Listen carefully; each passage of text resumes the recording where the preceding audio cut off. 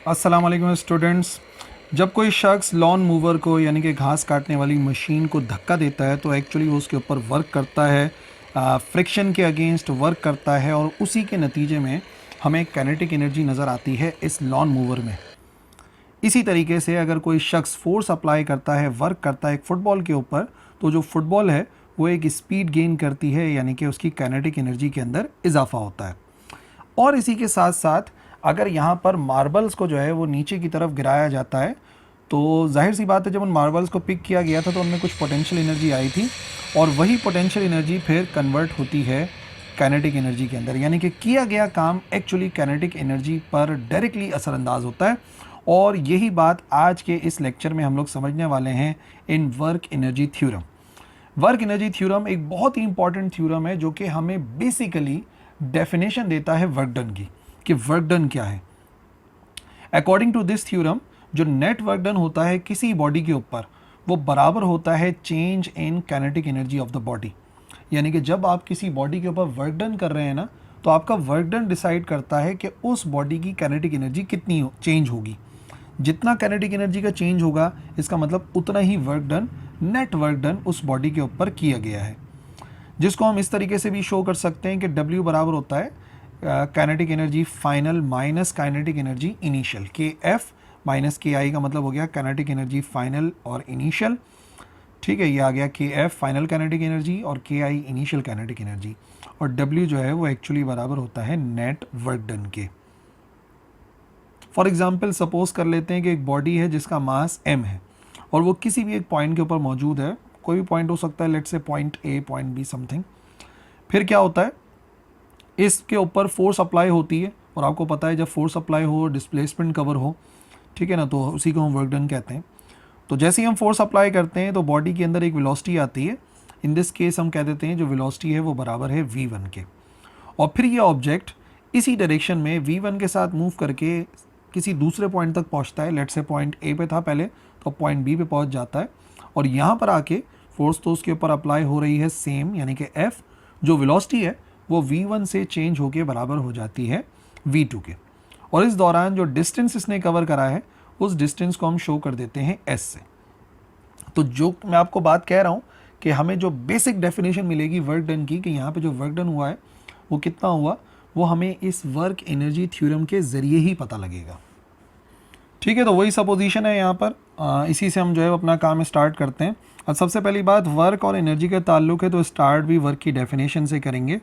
So according to the definition of work, अगर हम work की डेफिनेशन इस्तेमाल करें तो वर्क डन होता है dot product of force and displacement. ठीक है, फोर्स और डिस्प्लेसमेंट का डॉट प्रोडक्ट होता है। अच्छा, डॉट प्रोडक्ट का मतलब क्या बनता है, डॉट प्रोडक्ट का मतलब बनता है एफ एस कॉस थीटा, जबकि जो थीटा है वो एक्चुअली फोर्स और डिस्प्लेसमेंट के दरमियान में बनने वाला एंगल है। यहाँ पर फिगर में क्लियरली नज़र आ रहा है फोर्स भी यहाँ पर अप्लाई हो रही है, डिस्प्लेसमेंट भी इसी डायरेक्शन में है, तो इसका मतलब इस केस के अंदर जो थीटा है वो एक्चुअली बराबर है 0 डिग्री के, बिकॉज दोनों जो है वो काम कर रहे हैं in the same direction. Direction same है तो एंगल 0 हो गया। अच्छा जी, एंगल 0 रखेंगे तो याद रखिए cos 0 बराबर होता है 1 के। नाउ अब जो हमारे पास फॉर्मूला बनेगा वर्क डन का वो आ जाएगा W is equal to F into S. ठीक है जी, अब जैसे ही आपके सामने ये दो फार्मूले आ गए, ये दो वैल्यूज़ आ गए हैं एफ़ और एस, तो आपको दोनों के फार्मूले पता होना चाहिए। एक फार्मूला एफ़ का पता होना चाहिए, एक फार्मूला एस का पता होना चाहिए। तो फोर्स का तो जैसे ही बच्चों से पूछता हूँ बच्चे फ़ौरन बताते हैं कि फोर्स का जो फार्मूला है वो एक्चुअली हम निकालते हैं न्यूटन सेकेंड लॉ से। According to the Newton second law of motion, according to Newton's second law of motion, यानी कि F बराबर होता है ma के, F is equal to ma। ठीक है, एक मसला हल हो गया, फोर्स का मसला हल हो गया। यहाँ पे दो प्रॉब्लम थी, फोर्स की वैल्यू हमें मिल गई। अब डिस्टेंस की वैल्यू चाहिए, तो ये कंडीशन आपके सामने है। यहाँ पे आपको इनिशियल वेलोसिटी पता है, फाइनल वेलोसिटी पता है। ये इनिशियल वेलोसिटी है इसकी, ठीक है, ये इसकी फाइनल वेलोसिटी है। तो अगर इनिशियल वेलोसिटी पता हो, फाइनल वेलोसिटी पता हो, तो डिस्टेंस किससे मालूम करें, कौन सी इक्वेशन सही रहेगी, सही पहचाना, हम इसको सेकेंड इक्वेशन से सॉल्व कर सकते हैं using third equation of motion. ठीक है, कर दिए ना कंफ्यूज। थर्ड इक्वेशन से होगा, सेकंड से नहीं होगा। अगर आप में से किसी ने भी सेकंड सोचा तो याद रखो सेकंड में टाइम भी लिखा हुआ है और टाइम तो यहाँ पर है नहीं हमारी कंडीशन में। थर्ड इक्वेशन बेस्ट है। 2as बराबर होता है vf का स्क्वायर माइनस vi का स्क्वायर। ठीक है जी, तो 2as। अच्छा, इनिशियल वेलोसिटी फाइनल वेलोसिटी क्या थी, v1 और v2। तो हम लिख देते हैं यहाँ पे v2 का स्क्वायर माइनस v1 का स्क्वायर। ठीक है जी, वैल्यू हमें s की निकालनी थी तो s को अलग करो, ये बन जाएगा v2 का स्क्वायर माइनस v1 का स्क्वायर डिवाइडेड बाय 2a। ठीक है, s की वैल्यू आ गई, f की वैल्यू आ गई, ये दोनों वैल्यूज़ जाएंगी इक्वेशन 1 में। Putting in equation 1। ठीक है, एफ भी मालूम था और फिलहाल एस भी मालूम हो गया, इक्वेशन 1 की दोनों वैल्यूज़ आ गई हैं।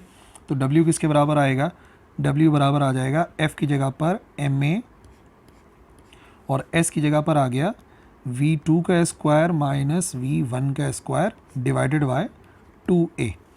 ठीक है, A से A हो गया यहाँ पे कैंसिल, तो हमारे पास वैल्यू बन गई W is equal to m लिखा हुआ है और यहाँ पे लिखा हुआ है v2 का स्क्वायर माइनस v1 का स्क्वायर डिवाइड बाय 2। ठीक है, m को दोनों से मल्टीप्लाई करा देते हैं तो w बराबर आ जाएगा m v2 का स्क्वायर माइनस m v1 का स्क्वायर डिवाइडेड बाय 2। ठीक है जी, 2 दोनों के नीचे लिखा हुआ है, एलसीएम को ब्रेक कर लो। वर्क डन बराबर आ सकता है 1/2 m v2 का स्क्वायर माइनस 1/2 m v1 का स्क्वायर।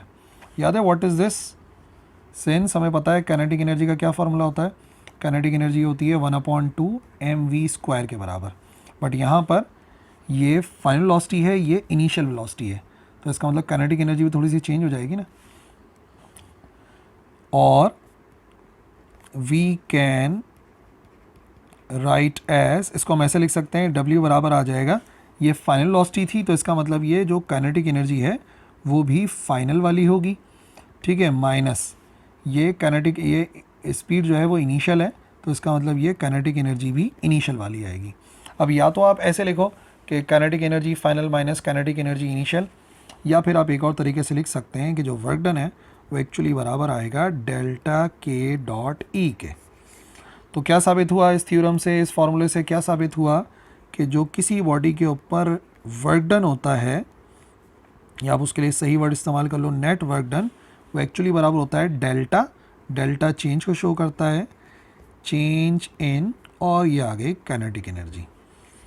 ठीक है, यही हमें साबित करना था और यही प्रूव हुआ कि जो वर्क डन है, नेट वर्क डन किसी बॉडी के ऊपर, वो बराबर होता है चेंज इन काइनेटिक एनर्जी के, और यही है वर्क एनर्जी थ्योरम।